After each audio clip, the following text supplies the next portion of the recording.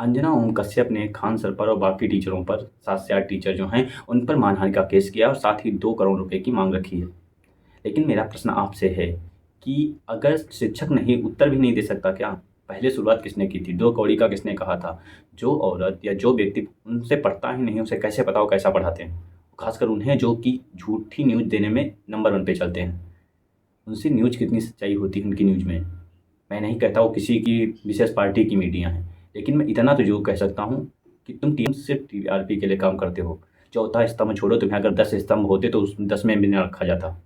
चौथे स्तंभ की तो बात ही छोड़ दे आज मीडिया। तुम्हारी मीडिया घटिया हो चुकी है। तुम्हारे पास आज एक एक ऐसी चीज़ न्यूज़ नहीं होती है जो सुनने लायक हो। कभी अपने समाचार पत्र पढ़ें, कभी अपने न्यूज़पेपर पढ़ें, उसमें 50% से ज़्यादा ऐड होती है। क्यों? हम 3 रुपए इसलिए देते हैं, 2 रुपए इसलिए देते हैं कि हम वो ऐड पढ़ सकें। अगर ऐड हम तो कहते हैं भाई इन न्यूज़ को देखना ही बंद कर दो।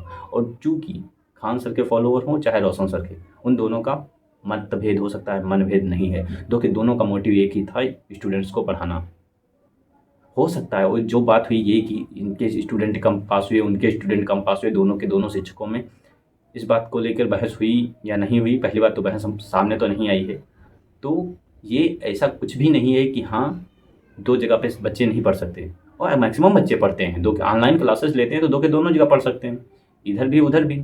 कुछ तो हैं खान सर की ऑनलाइन लेके पढ़ रहे हैं और ऑफलाइन में रोशन सर के पास पढ़ रहे हैं, और या ऑफलाइन में खान सर के पास पढ़ रहे हैं सामने से। और क्योंकि 2 के दोनों शिक्षक अपने अपनी फील्ड में बेहतर हैं और इनके भी जो इनकी मतलब ब्रांच है खान सर की, चाहे वो रोशन सर की हो, ज्ञान बिंदु, 2 के दोनों में शिक्षक बहुत अच्छे-अच्छे हैं।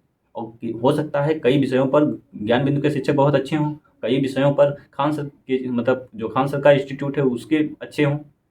तो व्यक्ति ने अगर अलग-अलग पढ़ लिया और 2 के दोनों जगह जाकर सम्मान लिया है तो काउंट कहाँ होगा वो? दोनों जगह। अगर ऐसा है फिर उसके बाद उन दोनों में लड़ाई का मुद्दा ही खत्म हो जाता है। तीसरी बात उनको जो जाति या धर्म को लेकर कही जा रही है।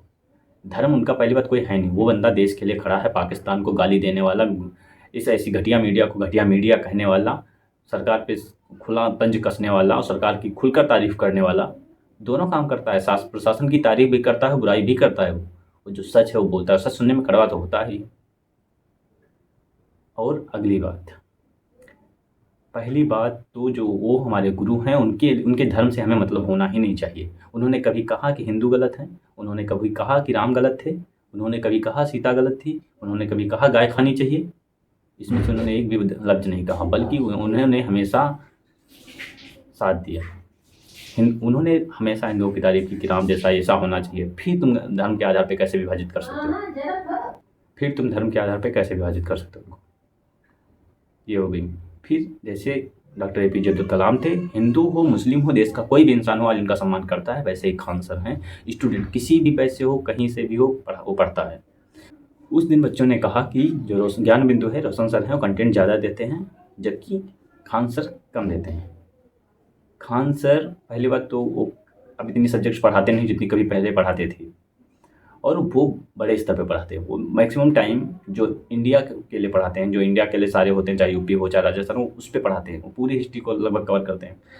रोशन सर हैं वो बिहार के लिए मेनली काम करते हैं। तो बिहार अगर कोई इंसान छोटी क्षेत्र के लिए वो करेगा तो ज़्यादा कंटेंट दे सकता है, ज़्यादा नॉलेज दे सकता है, ज़्यादा विस्तार से बता सकता है।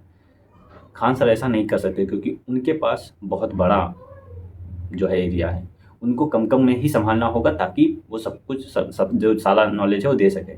अगर ज़्यादा कंटेंट देंगे वो पूरा ही नहीं कर पाएंगे सिलेबस, समझे। और पहली और लास्ट बात कि हमारे देश की पढ़ाई इतनी घटिया है, उसके बाद वो कोचिंग सेंटर चला रहे हैं जहाँ लाखों फीस थी वहाँ पर उन्होंने 2000-3000 कर दी। उसके बाद भी आज वो उन पर ये प्रश्न उठे ही क्यों, और जिन्होंने उठाए उन पर प्रश्न क्यों नहीं उठाए गए? तुम छात्र हो, तुम चंद्रगुप्त मौर्य बन सकते हो, चाणक्य तुम्हारे सामने है, साथ खड़े हो जाओ। नहीं तो मैं यही कह सकता हूँ कि तुम कायर हो, तुम्हें ये क्षमता है ही नहीं कि तुम किसी टीचर के लिए जगह, तुम्हें क्षमता ही नहीं है कि तुम कुछ कर सको। अगर तुम्हारे गुरु का अपमान हो रहा है, तुम खड़े देख रहे हो मूक बन के, तो तुमसे बड़ा गधा, बेवकूफ़, निर्लज्ज और कायर कोई नहीं है।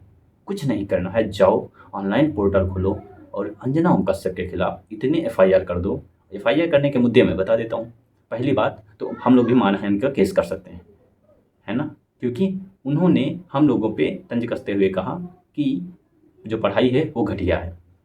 दूसरी बात, हमारा टाइम वेस्ट हो रहा है क्योंकि खान सर वहाँ हैं, इस वजह से कोचिंग सही से प्रॉपर काम नहीं कर रही। इसकी जिम्मेदार भी कौन? अंजना ओम कश्यप, क्योंकि उनकी वजह से ऐसा हो रहा है, तो इस पे हम लोग करेंगे।